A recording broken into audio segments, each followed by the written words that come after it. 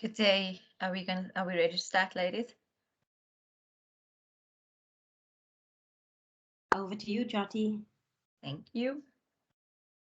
Good day, everyone. Welcome to our Change Dialogue, the new season Renewed Energy webinars. Our topic for today is career coaching and how we can prepare you for career change in 2022. Just a few house rules. This session is being recorded. If you have any objections, please send a note in the chat room. The video and camera is activated. If you have any questions or comments, please do raise your hand and ask your question. Please feel free to engage as part of the session. Just future webinars. There's one more that's going to be happening on the 1st of December, and the topic will be human-centered leadership. I now would like to introduce our team of lovely ladies. I'm now going to hand over to Natasha van Staden.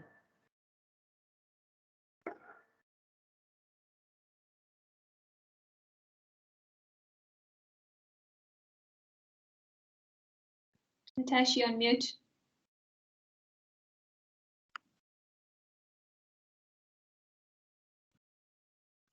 Good evening, everyone. Technology. We've been in this journey of Teams for 2 years almost, and we still do mute. Can you believe it? But needless to say, welcome everyone. My name is Natasha van Staden. I am the director of Future People. I always say that people first. So everything that I do is centered around people and how people engage with change and culture, and just overall how we manage our people in general.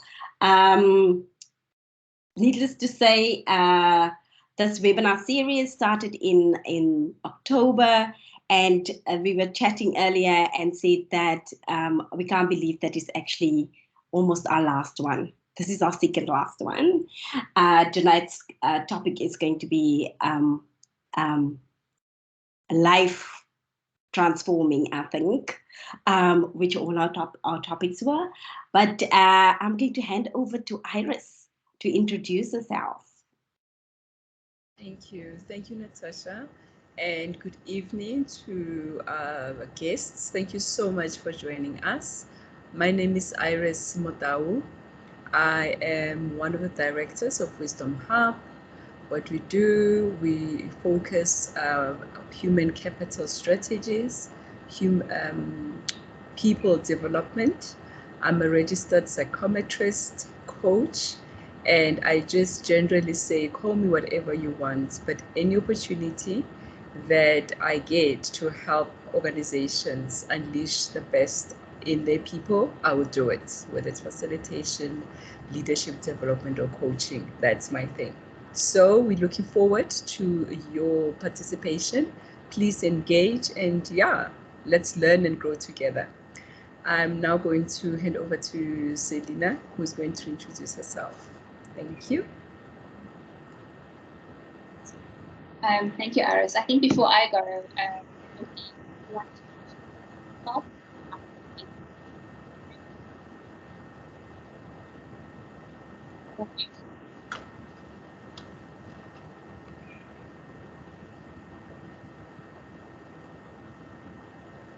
Jyoti on mute.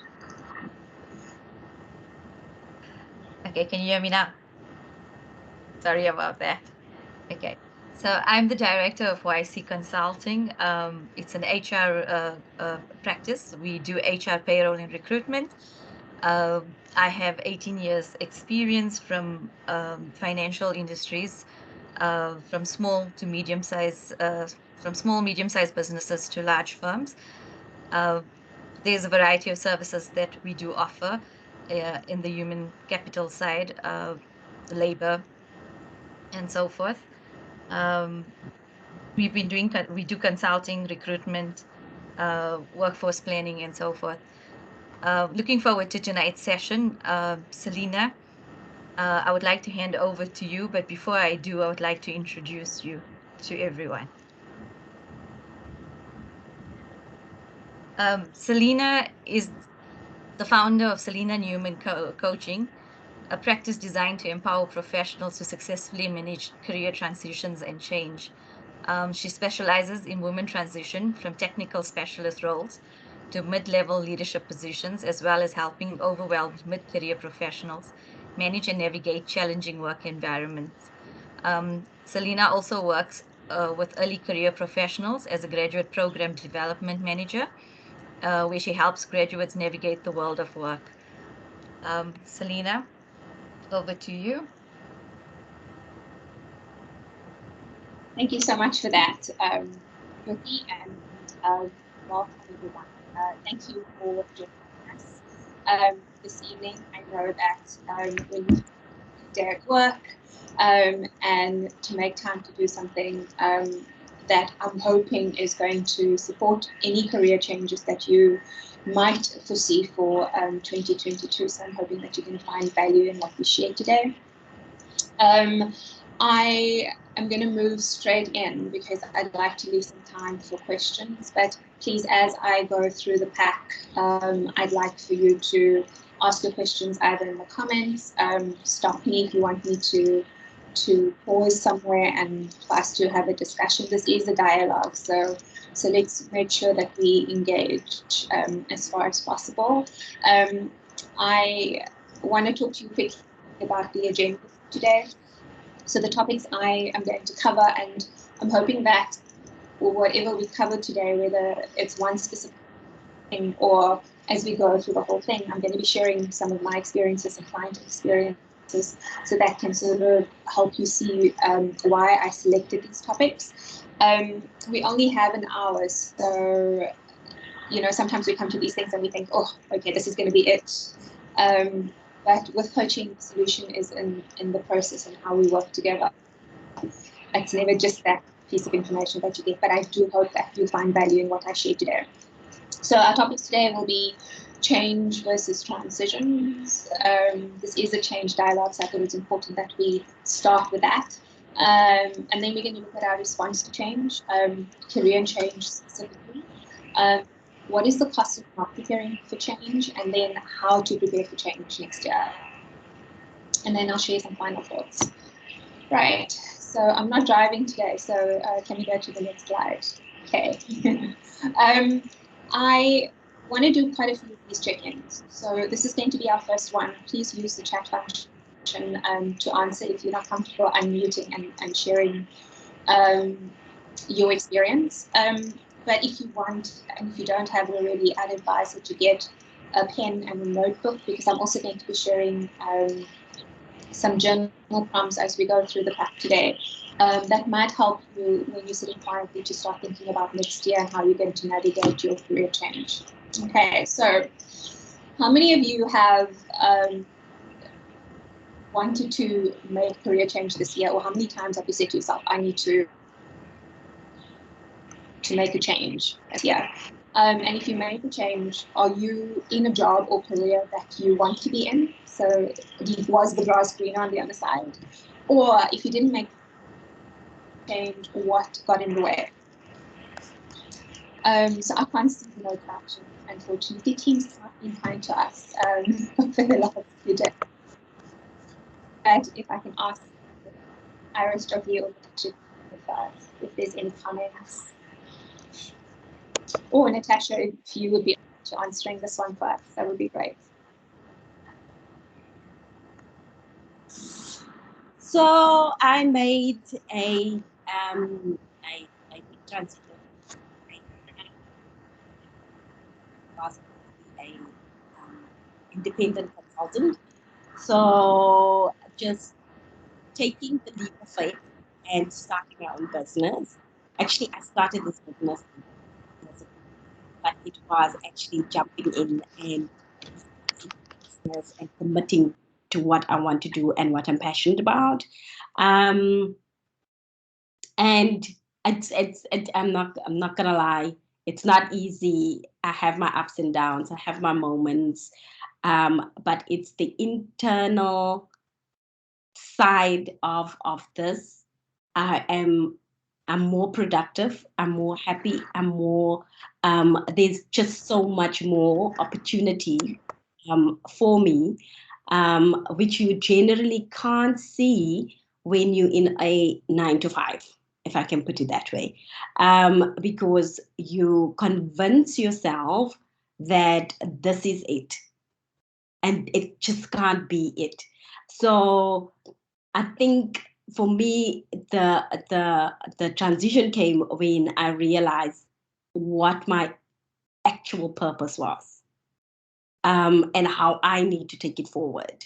And I can't keep on saying like when the moment is right, because there will never be a right moment. Every moment is the right moment to actually just jump in or take that leap of faith.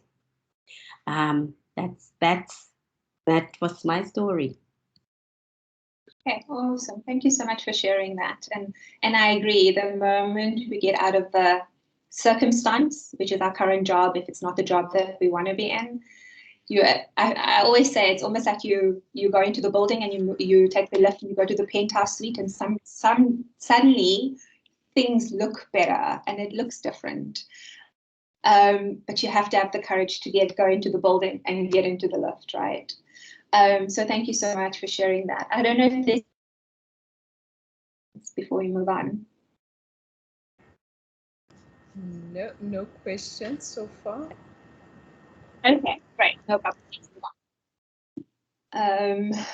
Oh, I'm moving. I'm controlling the arrow. Great. So if we think about it, and this is based on clients that I've worked with and my experience over the years, is that many people will change jobs, but almost always end up in the same environment that they tried to get away from, because there isn't a lot of thinking around, okay, I need to make sure that the next move is the right move for me or for my career or for my life, right? And then there are people who say they want to change jobs, or they want to give up their career, or they're tired of this. But many of them will stay for years within that same job or career before they make a move. Very few people that I've worked with, when they make career changes, are very focused and intentional about that change that's about to come.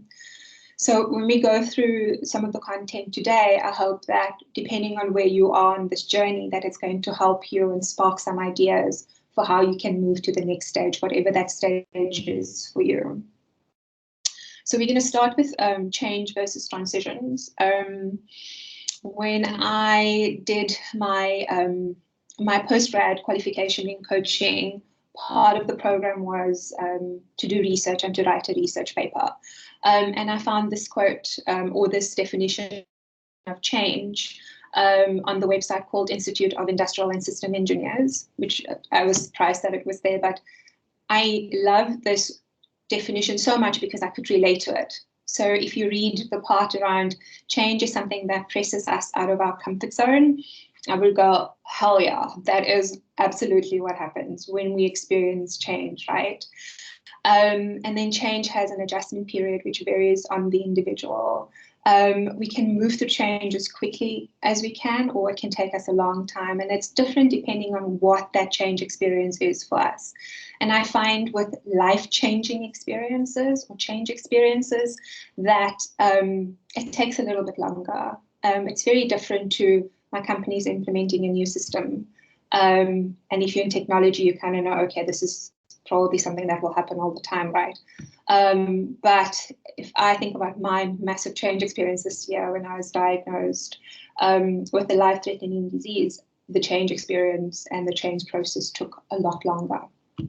So the other thing that it says is that it is uncomfortable, which we know, because changing from one state to the next upsets our control over outcomes. And then change has a rippling effect on those who won't let go. And there we think about our resistance to change and how often it takes us longer to get to the next level because we're resisting. if we go to the next slide, I'll talk a little bit about the difference between the two. So change for me is something external, it's situational. It's something that happens in our environment. So if you think about your work environment, things changing, or it can happen in our system. So if you think about your family system or home system, things could change, right? We spoke about, or Natasha spoke about, the Elizabeth Kubler-Ross model in our first webinar. So we're definitely not going to go into that, but I want to say that when we experience change, there's stages or emotions that we go through, and the same applies for transitions. When we go through a transition, there are different stages or processes that we go through to get to the end result or the other side. And those stages, from a change perspective, isn't a linear process. It's you sort of go through it, and all of us experience it differently. And if I think about my health crisis earlier this year, I spent a lot of time in denial. So even though I went into bargaining and I went into anger, I came back to denial many times. And that's often what happens when we face career changes as well, especially those unexpected ones. When we think about transitions, it's more of an internal process. William Bridges says that transitions are psychological. So whereas change is a thing, I almost think that happens to us, transition is how we get to the other side of that change experience. And he defines it as a three-phase process that people go through as they internalize and come to terms with the details of the new situation that change brings about. So I want to use an example here, just to highlight that. Sorry, Natasha, we can go back. If I think about my first, the first time I was promoted into a people leader position, I was young, and I was obviously, if I think back now, I'm like, how could I do that to people? But, you know, we learn and we grow.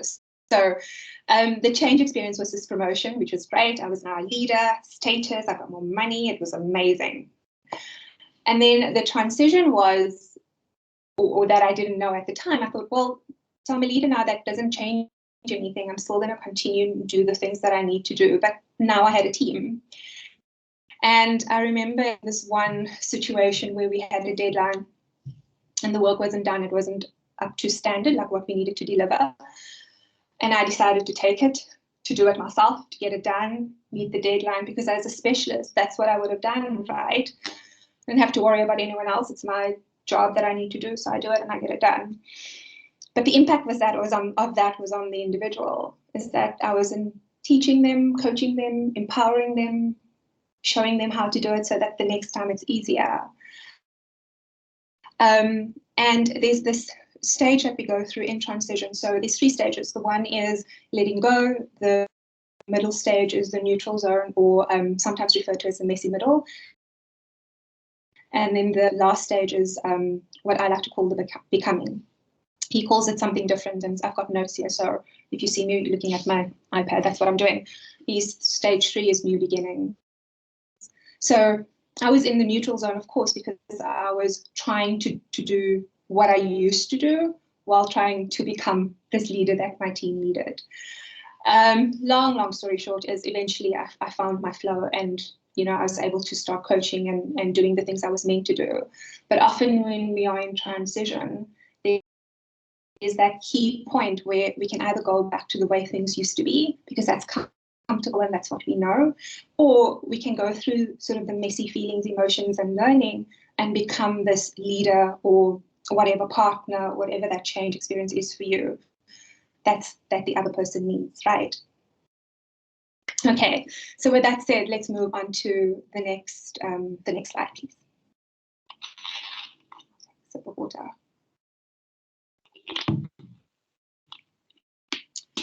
It looks like Natasha's frozen. Is it just me?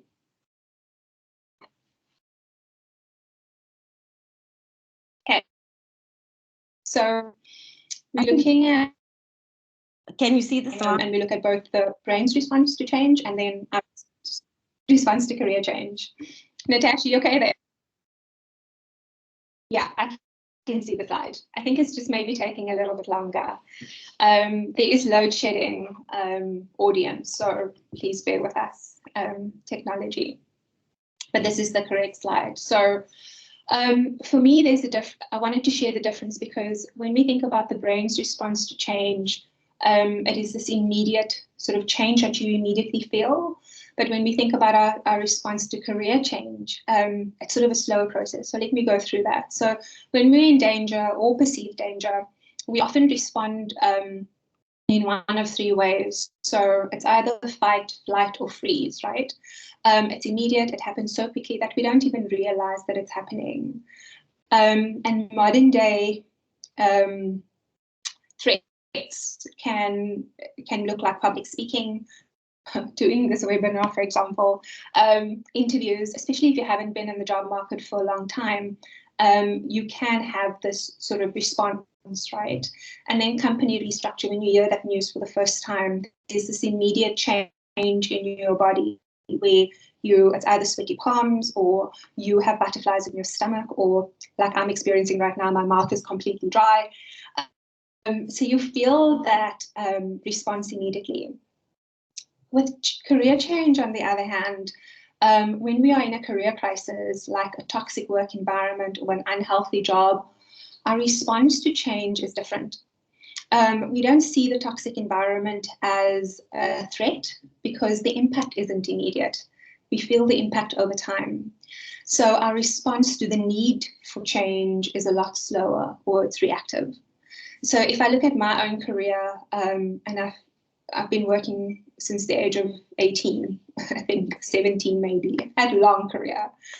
So if I look at my career and my client experiences, we often find ourselves in one of three positions or characters, like I like to call it. So if we go to the next slide, I'll share these characters with you, and then I have a little story around it that I'll share. Okay, so the three characters are, number one is I will not change. And here we generally, we don't want to consider that there's a possibility that we're in the wrong career or the wrong environment for us, right? Or we've already invested so much of our time, money, and energy into this qualification that we don't want to think about changing. Or like some of us, we don't want to change. So I'm going to come back to the excuses shortly, but and I also want to say that these are excuses that I've actually made. The second one is I don't know if I can change.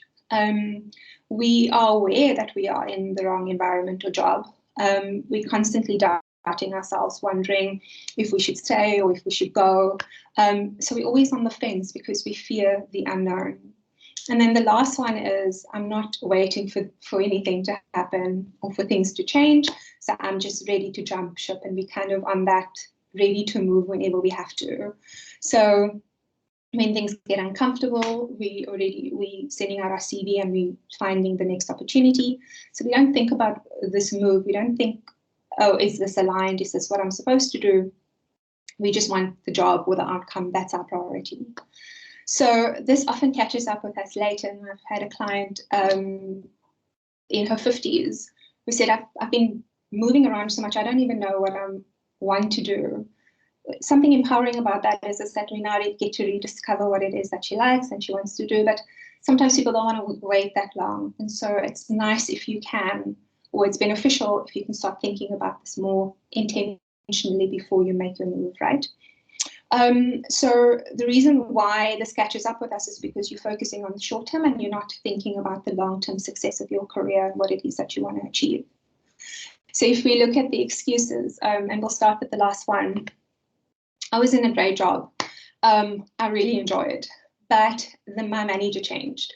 And when that happened, a peer, somebody at the same level as me, applied for the job, and she was successful. And I thought, oh, I'm not staying, I'm not doing this, because how is she going to leave me? We have the same experience. This is not going to be good. I don't want to be unhappy. Let me get out. And so I immediately started for work.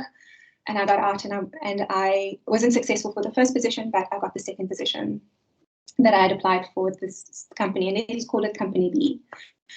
So Company B, the interview process already, alarm bells were going off, but I was like, I can't think about my career right now. I need to get out of this situation, right? And so even though I felt like this wasn't the right move, I wasn't listening to my intuition. or anything, right? Or alarm bells. So coming to the first character, I stayed in Company B for three and a bit years. By 2.5 years in, I was constantly stressed, always working. I was suffering from eczema, which I didn't have. I had it as a child, as a baby, and I've never had it in my adult life. And suddenly here I was. I'm not going to say my age, with eczema, and constantly had headaches. I was constantly tired, burnt out. And a friend said to me, what's going on? Why are you not making the move? And I said, I don't want to move into another position and I haven't learned the lesson. There's probably a lesson here that I need to learn, and that's where that comes from. I had started my coaching course, and I think sometimes when we have all of this information, then we want to, it doesn't work for us. It actually works against us. And she said, go somewhere else, learn the lesson somewhere else. But this is a toxic environment, get out. I probably stayed in that job for another 6 to 8 months before I designed an exit strategy in order for me to get out. But that's what we do, and I'm not the only one. When I work with clients, it takes us a while to get to, okay, this is not the right thing for me to do, or this is not the right environment for me. So before I move on to the next slide, Iris, Dorothy, have you experienced,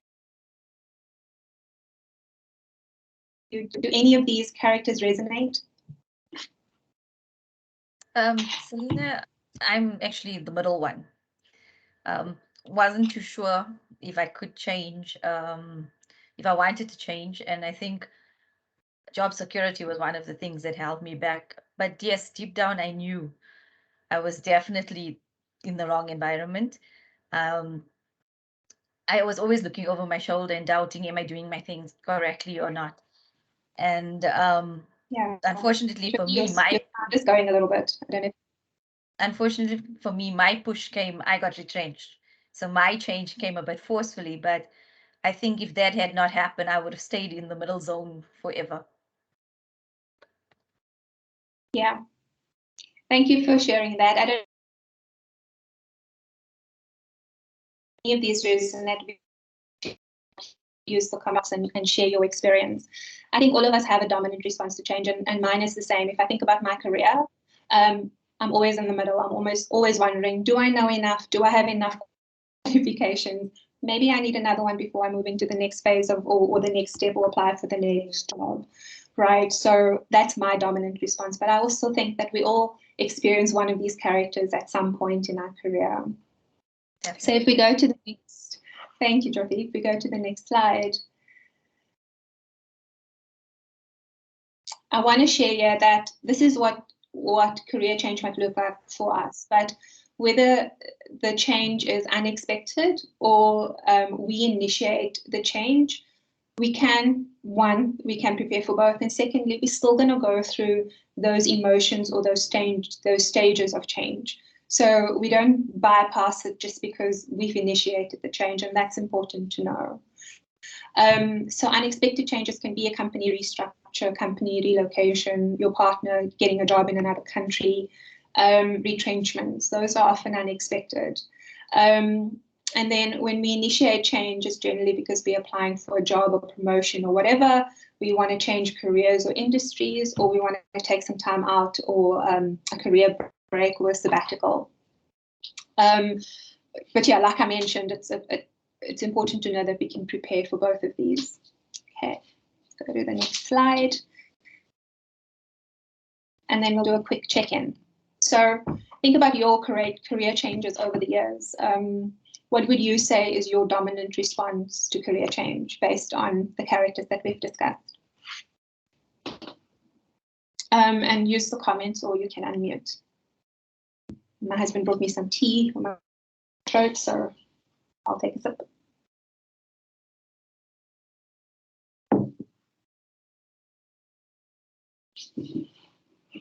All right, so do you want to respond? I know Jyoti already responded, but do you want to add? I'm just thinking, as our participants maybe type in or unmute, Yeah, I've been in both, right? I've been the middle character and I've been the third one where at all costs I want to change. And needless to say, where I was the third character, I think I stayed in that job for 14 months because I did not change the role for the right decision or right reasons. But in instances where I was in the middle, again, it was a matter of, I can't change yet. I'm not sure if I should change and an end. So like any change, process, there's that that fear of the unknown, and you're thinking, is it time? We're going through a pandemic. Should I? So I think one can find themselves in being any one of the characters. And yeah, I've been at least the second and the third one. Yeah, great. Thank you. Thank you so much for that. Okay, so let's move. Oh, there's a hand, I think. Oh, I see a. Solofelo? Good evening, everyone. I've been listening in. Okay, firstly, I think in this group I'm the youngest. So basically, what I've been trying to listen in and seeing what you've been saying. For us right now, okay, my age group right now. For us right now, it's about finding financial freedom. It's yes, you can choose a career which you love, but at the end of the day, it's about will that career sustain you in the lifestyle which you want to live? Will it sustain the needs of your family and your wants as well? So sometimes you can change careers, but will it sustain you? Will it sustain you in a way which you won't be a burden to other people? So it's this changing careers and everything. It's a broad and deep topic. But I think again, changing careers, it's maybe there will become a time where you want to change careers, where you are settled in, where you are financially stable, and then you change careers in order not every time you wake up feeling like, oh my God, I'm going to that place again. You see. So over the time, but right now, for me and my generation right now, it's about finding that financial freedom. So thank you. Thank you so much for sharing that. And absolutely, I'm certainly not saying jump ship immediately and go and do something that's going to impact you. We have to be intentional. So I'll talk a little bit about Solofelo. We'll get through one of the slides and I'll touch on that a little bit. But yeah, the idea here is not to jump ship, and also when we are unhappy in our jobs, is to evaluate what that is. I think when I was sitting in that sort of first character and I wanted to learn the lesson, to a certain extent it was good because I didn't want to jump and repeat the lessons later on, right? But it got to a point where that was the reason I stayed, and I stayed too long, because then I lost confidence and then it impacted so many other things. So when we move into a career that is aligned, I feel like for me personally, the money will come. You have to be intentional. You have to make the plan. You have to look at how are you going to set yourself up. It isn't something that just happens. And I think sometimes that's the mistake, is people go like, oh, I want to be a painter for the rest of my life, but we're not really thinking about income and support of family and all of those things. So hopefully sort of I can touch on that. And if I don't, please let's have a conversation by the end. So we can go to the next slide. Selena, I think just check your sound because your sound bite is not coming through properly. Suzanne says she can't hear you. Ooh, Okay. Is it just her or is it everyone? I think in Yeah. certain stages you froze, and I think it's most probably that period where load shedding happened, and now your network is trying to figure out what's going on. Yeah, because I am on Wi-Fi at the moment and lights are on, so we should be good. Do you want to continue, or what do you guys want to do? Now we can continue. We'll send the recording afterwards. And Okay. maybe Susan, if you could maybe quickly exit, then enter again. Let's see if that would work. Sorry about that.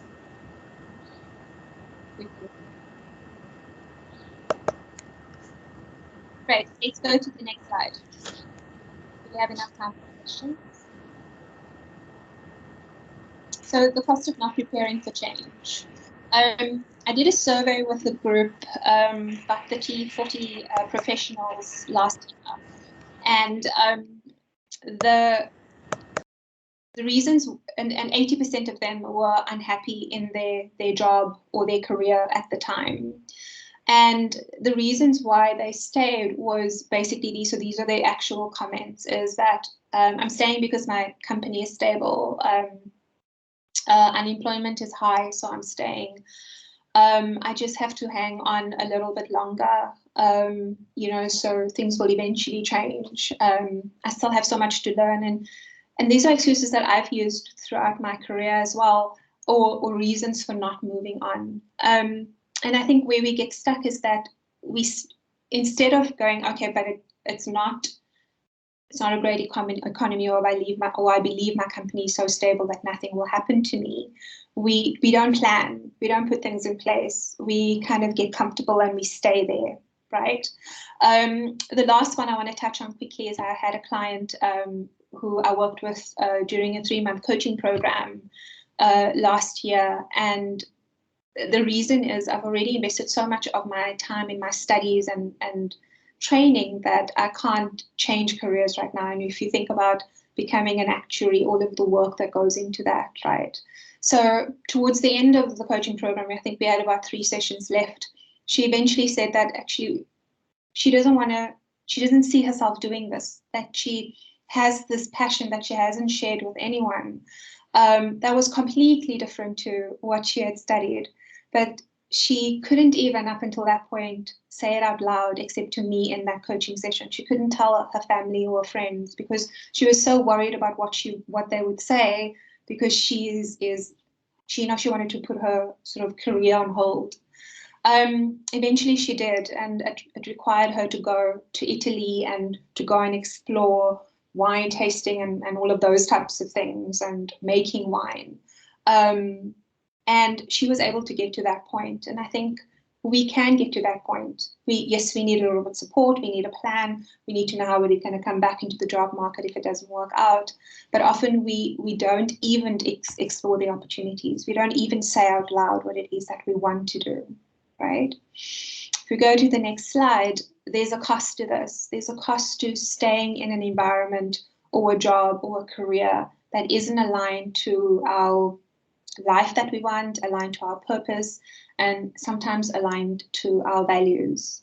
So the things that we give up and the things that we sacrifice is starting a family, and these are real comments as well from that survey. So it's starting a family, it's health, it's time, it's emotional well-being, it's time with our partner.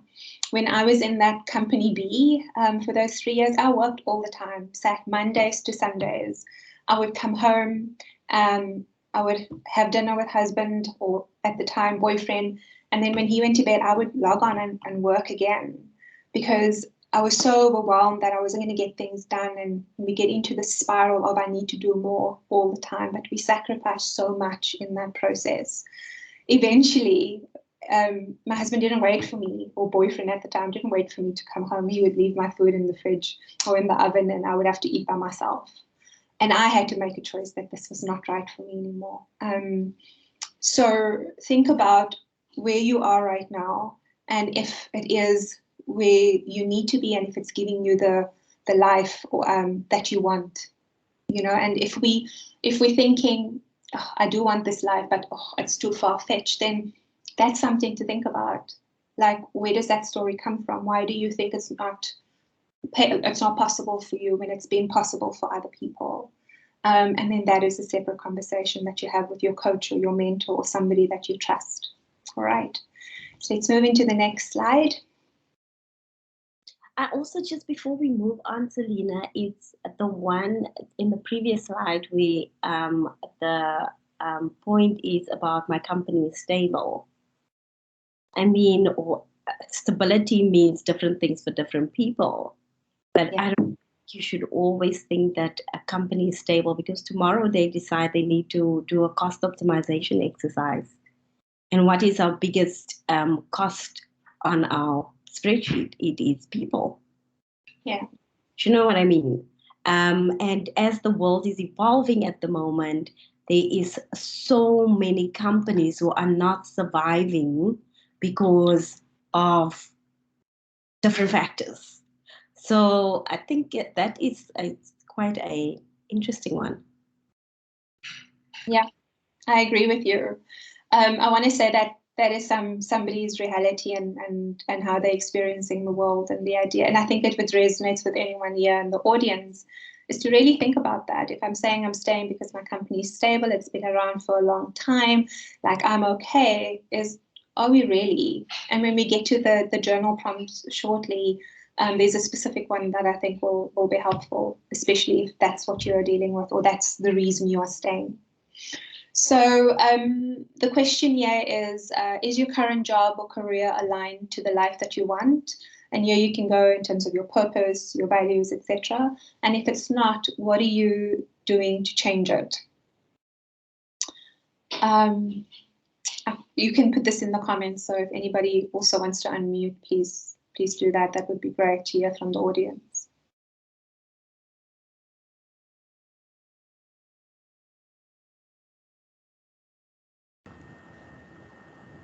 You know, Selena, I'm thinking as we wait, right? How sometimes it even starts with what is it that you want in life, you know? And I'm also thinking of Solofelo's comments that, you know, us young people, we want to look at stability, or we're chasing stability, which is normal because that's where we start, you know, Maslow's hierarchy of needs. That's where we start, and we shouldn't be feeling bad about that, but, you know, just be clear in terms of what are your values and what drives you, right? And I'm just thinking that very same question that you put there is the one that actually, you know, helped me to get to what really, really counts for me. You know, what are those things that I value in a role? And the place that I was at, you know, is it serving me? Is it assisting me? And once I got to those answers, and I was very honest with myself, of course, it takes a very long time and lots of other questions for you to get there. I realized that, you know, the one value that I subscribe to, which is purpose and contribution, I was not feeling that anymore because I've been in that role for quite a while, and it felt like there was nothing else to do, or there was something else to do, but the environment was just not there yet. So yeah, that's a very good question, and it's got, you know, it's like an onion. It's got layers and layers. One just needs to go deep in. Absolutely. I love that. Thank you so much, Iris, for sharing. If there isn't, and I see Natasha is, I'm sure something happened. Guys, if we tell you that there's been drama with today, this is not even the half of it. I'm going to see if I can pull up the presentation. Your Teams doesn't allow me to share, so I can't share the presentation, but let me see if I can pull it up. And then we'll just go to the next slide. Let's see, where are we? Okay, so we've done that check-in. I'm assuming there's nothing in the comments. Yeah, there's nothing in the comments. Okay, perfect. So how do we prepare for career change? I mean, there's a lot of things that I can share, but I thought I wanted to share 3 things that I think you can start with this side of the year so that you can hit the ground running next year. And the first one I want to share is know what you want in life and for your career. And Iris touched on this a little bit. If you guys can just tell me when, oh, there we go, the pack is back. Okay, so many of my clients who face a career or job crisis apply for the first opportunity that they can, right? So it means that they end up in a job or an environment that they don't really want to be in. I had a discovery call with a client a few weeks ago, and her company was going through a restructure. And she had realized that they were not going to employ her. She was not going to be the one to get the position that she had been in. And when I asked her what sort of her plan was, what she was doing at the time, and she was just applying for jobs everywhere. And when we looked at the jobs she was applying for, they were all different ones. So not even exactly related to what she was currently doing. And when we sort of asked a few more questions, she said, no, she's just applying because she wants to be safe. And I said, but what do you really want to do? And when she finally said it, I said, okay, so, well, let's look at how much time do you have, right? And she had about 3 or 4 months before she really needed to have a job.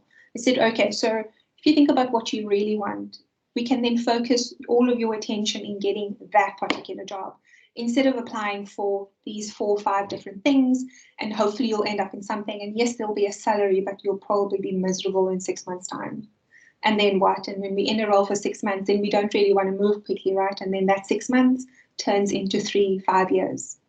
So know exactly what you want before you go into the market, and before you start making changes. Understand, what does my ideal life look like? What does my ideal career look like? And this is going to change over time. My ideal career 15 years ago is very different to what my ideal career is now. My ideal life 15 years ago, I wasn't married, I was single, I could only work, or only wanted to work, because I was climbing the corporate ladder. So it was very different, and this will change over time, but have a starting point for yourself right now. The other thing I want to mention here is to have and to understand your non-negotiables. So in that same discovery call, I said, okay, so what's important for you? Do you want work flexibility? Do you want to be in a hybrid work environment? Do you want to work from home full time? Like, what's important for you? And that helped to sort of think, okay, but I like that, but I don't like that. And I said, but what if there's this perfect career and it fits into what you want, but the salary isn't great? What is your sort of cut-off point, right? What are you not willing to settle for? These are important things to understand before we get that CV out, or fix the CV, or do whatever we want to do. Okay. The journal prompt here for you is, what would I do if I had unlimited resources? So time and money. Whenever I do this exercise, it's always completely different to what I'm currently doing with my time and what's currently happening in my life. So it's a good eye-opener. If you haven't written it down or taken a picture, I'd advise you to do that. We go to the next slide. Always stay, oh, we have to go one up. Sorry, Natasha. Always stay ready. Will Smith has this quote that I really like, and he says, if you always stay ready, then you don't have to prepare. And I know in past careers, when things went all wrong, I was scrambling to get my CV and my profile and things up to date, because I was happy in my job for 5 or 6 years, and suddenly things changed, and now I had to scramble to put things together. There's also this thing that we often do, and I've done in the past, is that we leave our careers in the hands of our managers or our employer, right? Because we think they want the best for us, and some do. But when we do that, then we get so comfortable that we forget to do the basic things, like making sure that you have an updated resume, because when that opportunity knocks, you have to be ready for it. Checking in to see if your skills are ready or future fit. Staying up to date with what's happening in your industry. Checking in with yourself. And I think that we should all have regular or quarterly career check-ins where you sit with yourself and you go, like, what have I done in the last quarter? And do I actually like what I'm still doing? Do I still want to do this in the next 6, 12, 18 months? Is this really what the rest of my life is going to look like? When you do these check-ins, then it prepares you for, okay, so this opportunity is coming, and that's definitely in line with what I want to do, based on, I'm going to just sit here and eventually things will change, etc. And then don't depend on your company to invest in your development. Invest in yourself and your career. And for me, this is important. This is what got me out of my last, not last, the one before that where I left corporate, basically, is I wanted to do my postgrad studies in coaching, and the manager at the time would not pay for it. And I made the sacrifice and I paid for that course, and it was a crap load of money. But if I didn't do it, then I wouldn't be sitting here with my own business, more flexibility, more time freedom, etc., more opportunities to make a change and do the work that I love. So whether it's a Udemy course or whether it's a 160,000 Rand investment in a postgrad diploma in something, make the investment, because if you're going to wait for your employer to have the money to train you, then you're going to be there for a long time. Okay, so the journal prompt here is, if my company closed its doors today, what do I have in place to take me to the right next step in my career? And that's important for us to know. Okay, and then the last slide, the last thing that you can do and you can implement this year already is to commit. So many of my clients stop and start their career change journeys. And I know it's hard when you work in a toxic environment to think about what to do in the future or how to change your current circumstances, because we can get so drawn in and entrenched in what's happening to us that we can't be sort of future or solutions focused. So all you have to do for yourself is to start, and then to do one thing every day to build the career that you want, whatever that career is. And eventually, once you've done all of these sort of tiny steps and things, it will be this big change that eventually happens, right?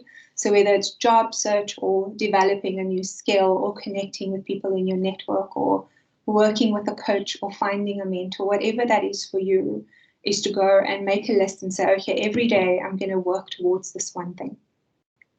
And the journal prompt there, which is our last one for this evening, is, when I hesitate in the moments that have the potential to change my life, how can I lean into courage to move into action? So, and I like this because sometimes we send out our CV and we get a regret, and then we send it out again and we get a regret. And after 10 regrets, you go like, okay, this is probably not meant to be, but get up and go and apply again, change your strategy, talk to somebody, do something different. But don't stop until you get to where it is that you want to be. And sometimes it's easy. Sometimes it takes a little bit more work. Okay. So our final thoughts for today is this. Change before you have to. I think if we've learned anything over the last few years is that we can't sit around and think things will be the same forever. So make sure that you stay on top of where you are in your career, what it is that you want to do, and make those changes before you have to. Okay. And then mindset is important. So the career that you want is on the other side of what you think is possible for you. If you think if you think it's not possible to be a chef when you've been so passionate about cooking and you're so talented, then it's probably going to take you a lot longer to get there. I think you'll eventually get there, but it will take much longer. And then this was shared by a coach that I was working with earlier this year in relation to business, but I felt like it was so aligned to our careers, is that the pace at which you experience success in your career is directly correlated to the pace you are willing to move through the resistance to change. And it's important to note that there's going to be resistance. We're moving into something that is unfamiliar, that is new. So you are going to experience resistance. So how you move through that and how quickly you move through that is going to get you to the other side. That is it for me today. And we're going to leave this up for a little bit so that you know how to connect with us. Thank you so much for being here this evening and for allowing me to share this.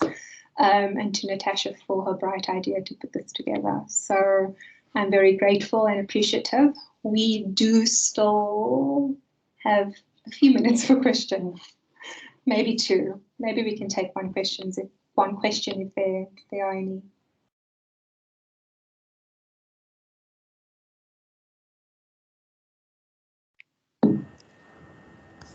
No questions so far. But thank you, Selina, for that. You know, I'm hoping I'll see people typing now. But you know, I like what you just said, that change before something forces you to, right? And the fact that, you know, you could be sitting in one specific role or wherever, but you know you want to be a chef. It's never too late, right? And there's something that you take for granted always, that your talents, your natural talents, the very same things that you take for granted, they could be that one thing that you can actually make a living out of, right? Aligned to your purpose, your reason for doing things. So let us not forget, you know, asking that what, why, how, those what, why, how questions, you know, how can I do things? What can I improve? Why did I not stay in that role? What do I like? What drives me? So yeah, this was quite informative. And I see Gay's typing there. We'll just give a minute to finish typing. So just from my side, thanks, Selina. Life-changing, really good nuggets that you're sharing with us. So just from a thought from my side is that I love biography because I always think like it's somebody's life journey that they went through. So, but what I found at the end of the story, there's always the caveat about Yeah. the thing that I had to give up to actually achieve this. And you can read it in, I read Jack Welch, Steve Jobs, the number of big guys that I've been reading. And the one thing that they always come back to is think about the, their families. I should spend more time with this person, although I've made all this money and I've got all this prestige and etc., etc. But it always come back to my wife was actually my lifeline, and I didn't appreciate her enough. My children, I don't know my kids. I'm now at 50, 60, or 70 years. I don't know my kids, and this is what I had to give up to achieve what I needed to in life. So it is important to actually define what are those trade-offs that you're willing to trade off earlier in your career so that your journey is more meaningful than for you at the end of the day. Absolutely, Natasha. Thank you. Thank you for sharing that. I think it's important. We often think that, no, there's time, like I'm new, I've just started. And when I work with young talent at the moment, we talk about boundaries now, because boundaries now is important. Boundaries now means that you get to leave at a certain time. You get to take care of your health now. You get to build your relationships now. You don't wait until 5 years or 10 years or 20 years. You know, we don't live. I don't think that we should live in a world anymore where it's an all status, like I can only have a career but I can't have a family. I think that we can have both. We should be able to do that now. So many things have changed. So yeah, thank you for sharing that, Natasha. I don't know if that sorry, I can't see comments. I don't know if that comments or question has come up. There is a few comments. So Gay is saying very inspiring and insightful. We don't have to be prisoners to jobs in corporates if it doesn't bring you fulfillment. Use your skills and talents to live your purposeful life. I love that. Ooh, that's going to be my next quote. Yes. And then Solofelo says, thank you so much for the presentation and having me. It's only a pleasure. We say thank you to you, Solofelo, for attending this webinar.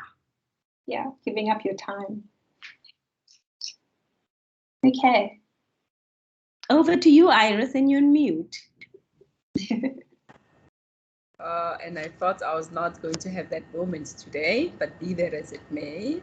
Yeah, thank you everyone for being here and really for sparing the hour to spending it with us. This is the second last webinar.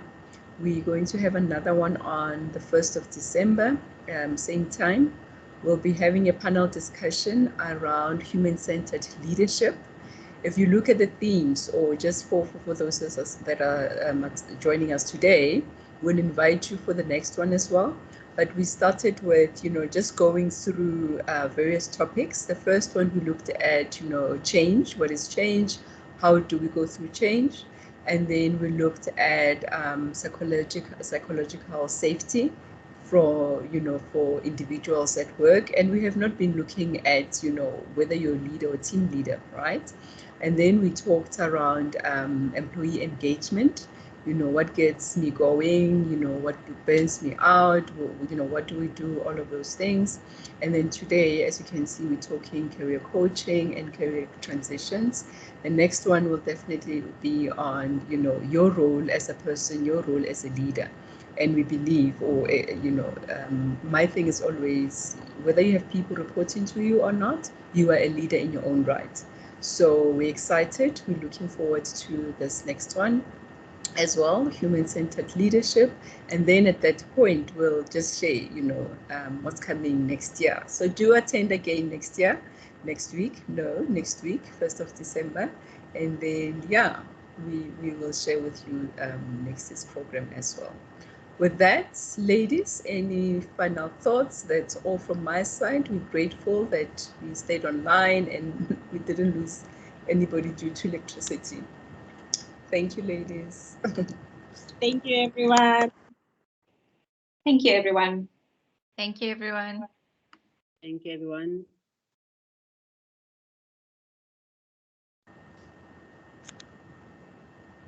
Okay, thank you. You're welcome, JM.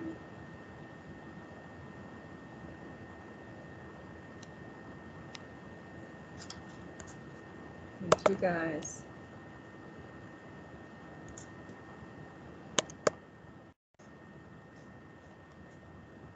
Well done, ladies. A little bit of technical problems. Sorry, my phone died and then decided to kill the presentation. It's the weather. It's the weather. Sorry, I had to mute you early on when Natasha was speaking because there's a background